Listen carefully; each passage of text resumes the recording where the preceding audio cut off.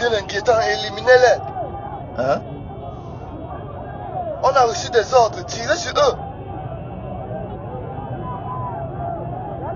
Ces gens congomites, vous ne comprenez pas, ils se rapprochent, tirez à vue. Les autres vont fuir.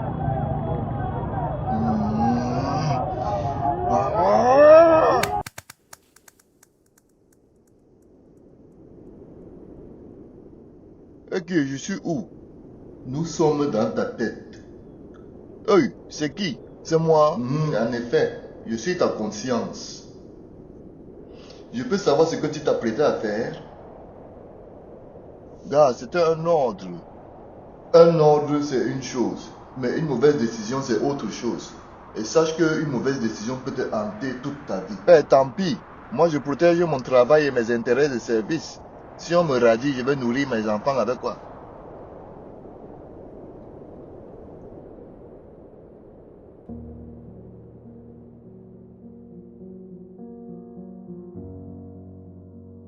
C'est quoi le devoir principal d'un militaire comme toi? Protéger le peuple et la nation. Voilà, regarde en face. Tu vois quoi? Tu vois qui? Le peuple. Mais il se rebelle contre les institutions. Tu as écouté au moins ce qu'ils réclament? Que leur voix soit prise en compte, que leur souveraineté soit appliquée. La majorité aussi qui est là-bas, c'est à cause des mauvaises conditions de vie. Tu es conscient et au courant de ces conditions-là. Les institutions ont parlé, donc le peuple doit obéir. Le peuple souverain est au-dessus des institutions. Qui a dit ça? On est là pour les mater. C'est des peureux. On élimine un ou deux, le reste va fuir. L'absence de guerre n'est pas synonyme de paix et l'arrogance parfois cause la chute. Ne commets jamais l'erreur de sous-estimer un peuple en colère. Mais si on ne les élimine pas et que les institutions capitulent, moi je vais tout perdre. Ils crient de colère, mais dans leur cœur, ils souhaitent une seule chose actuellement. Que les militaires comme toi ne les tuent pas, mais se mettent de leur côté. Pour eux, tu deviendrais un héros et au final, ils t'élèveront plus que tu ne peux l'imaginer. Souviens-toi de ton devoir et n'oublie jamais que le pouvoir et la souveraineté appartiennent au peuple. Pas à quelques hommes qui te donnent des ordres de tuer tes frères en plus. Tu penses que les tuer un à un ne fera que les effrayer. C'est une erreur. Tu te ranges du mauvais côté en le faisant. Le peuple peut décider de te prendre en cible et ça n'arrangera rien au final. N'oublie pas aussi que le monde d'aujourd'hui, tout est observé par la communauté internationale et que les poursuites ne manquent jamais dans ce genre de situation-ci. Celui qui tue injustement et impunément reste un meurtrier, peu importe les ordres qu'il aurait reçus. Imagine un seul instant, tu tires et tu tues un manifestant.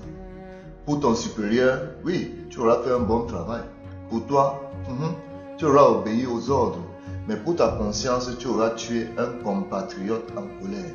Pour le peuple, tu seras un monstre froid qui ne mérite même plus sa compassion et son respect. Et pour les observateurs internationaux, tu auras juste commis un crime contre l'humanité. Tu vois que d'une part, tu as un ordre, mais d'autre part, tu as un tas d'erreurs répréhensibles. Donc, je laisse ils avancent et ils me tapent. Ils continuent de tout casser et brûler. Ne crains rien. Dès l'instant où tu déposes l'arme ou alors tu dis que tu ne tires pas, tu vas voir, ils verront en toi un héros et ils vont te célébrer.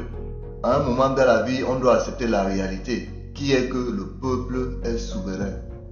Dans une autre vie où tu n'aurais pas été militaire ou alors où tu n'aurais pas rejoint l'armée, ça aurait pu être toi en face, Ne t'amuse pas. Alors ma question est-ce que tu aurais voulu être tué par le militaire juste parce que tu réclamais justice?